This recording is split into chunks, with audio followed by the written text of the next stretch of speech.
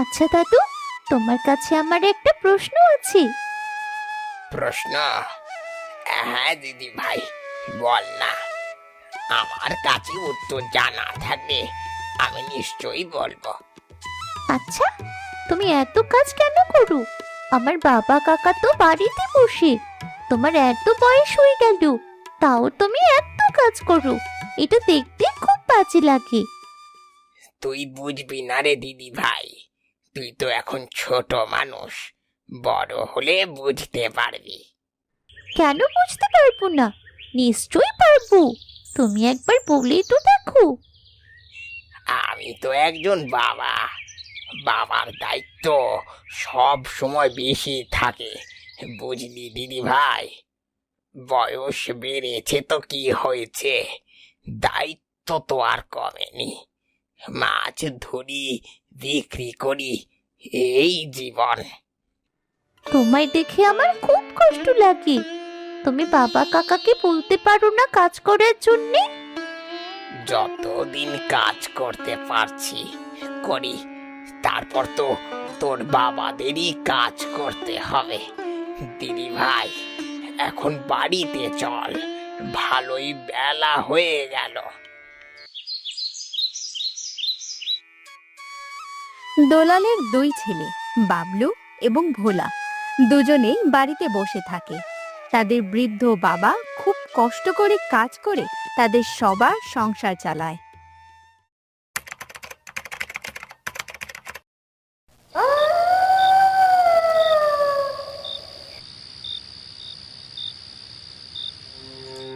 আমার কথাটা তোরা মন দিয়ে শোন।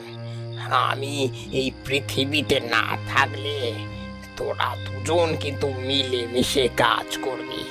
আর ওই পুকুরটা আছে, দুজনে মিলেমিশে মাছ চাষ করবি।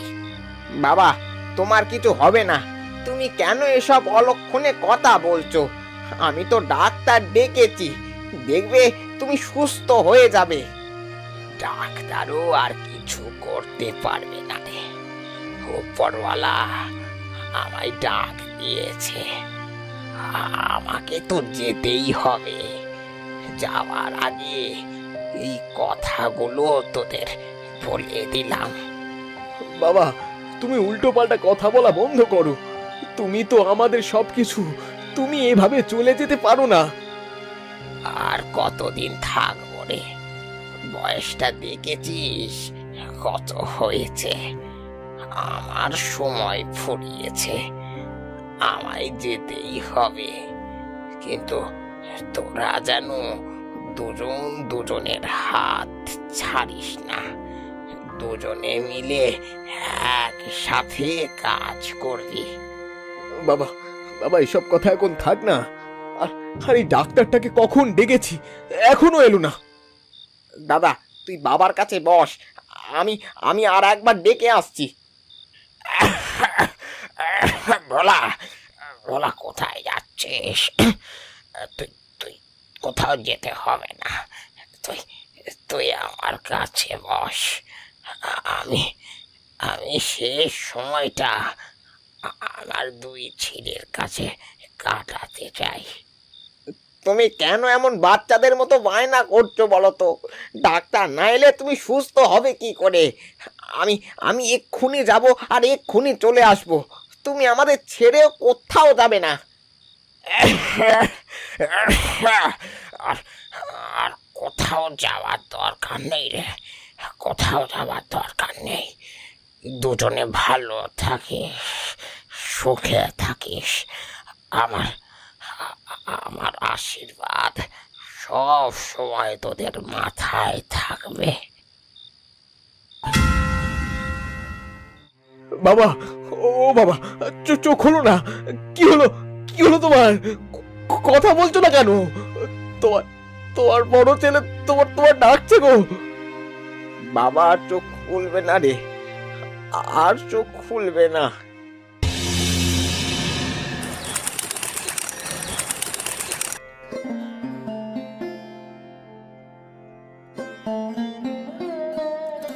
কই গো, উঠবে তো, সকাল হয়ে গেল যে, এবার কাজ কাম তো করতে হবে।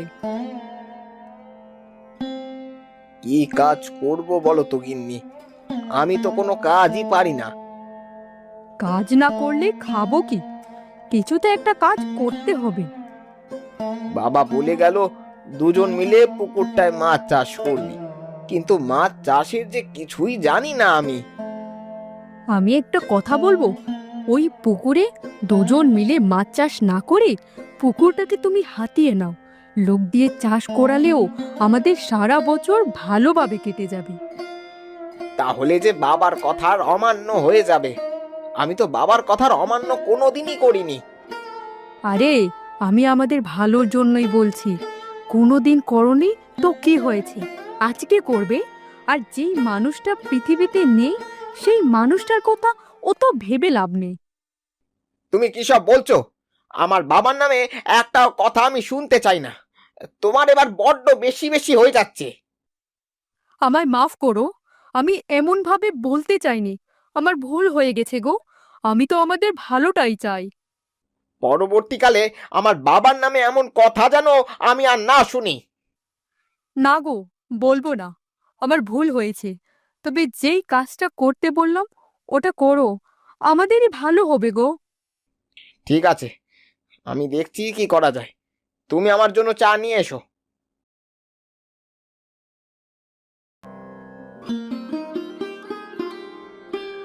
এই নাও তোমার চা। কই গো, শুনতে পাচ্ছো? কি গো, তোমাকেই বলছি। হ্যাঁ হ্যাঁ, বলো। আমি খেয়াল করিনি। চা নিয়ে এসেছি গো, খেয়ে নাও। কাল রাত থেকে তো কিছুই খাওনি। আমার খাবার ইচ্ছে নেই গো, একদম ভালো লাগছে না। আমি জানি গো, কালকে বাবা মারা গেল, মন মেজাজ ভালো নেই। কিন্তু নিজের শরীরটা তো ভালো রাখতে হবে, কাজকর্ম তো করতে হবে। আর আমাদের মেয়েটার ভবিষ্যৎ, তাকে তো আর ডুবিয়ে দিলে হবে না। সবই বুঝতে পারছি গো, কিন্তু আজকে আমার কিছুতেই মন লাগতে চাইছে না। ঠিক আছে, তাহলে আজকের দিনটা তুমি বিশ্রাম নাও, কালকে থেকে কাজে লেগে পড়বে। মাছ চাষ সম্পর্কে তো আমার তেমন ধারণা নেই। ভাইয়ের সঙ্গে কথাবার্তা বলতে হবে। হ্যাঁ, দুজন মিলেই তো কাজ করবে, আলোচনা করে নেওয়াটাই ভালো। এখন চাটা খেয়ে নাও, কতবার ধরে বলছি। আচ্ছা গিন্নি, তুমি খেয়েছো? না গো, আমার খাওয়া হয়নি। তোমার আগে খাওয়া হলে তারপরে আমি খাবো। স্বামীর আগে স্ত্রীর খাওয়া উচিত নয়। এসব কুসংস্কার ছাড়া কিছুই নয়, সব বুজরুগি।